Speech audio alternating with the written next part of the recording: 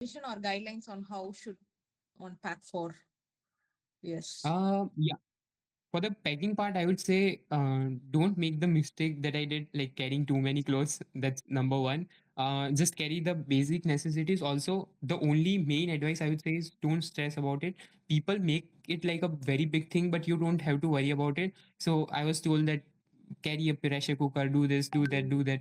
Like ultimately, when you are in the US, it's not gonna be of very big difference. So let's say you had to buy something here, it might cost you $10 more, but you won't realize it in between all the costs that you are already taking and you are spending on other things. So don't stress about it, because that's not of like a good value, or that's not a good investment. Instead, be relaxed, just focus on the main items that you want. Like if you're going to cook something, maybe carry some cooking essentials, maybe carry some snacks and all, and carry your clothing that you might need. But making it a hectic process will ultimately not be in your favor. If you miss something, you'll be able to buy everything here. I didn't carry blanket. Blanket was easily available here. Pillow was a bit expensive here, so I would have preferred to carry a pillow. But again, not a big deal. So most of the things are readily available here. So even if you miss it, it's okay.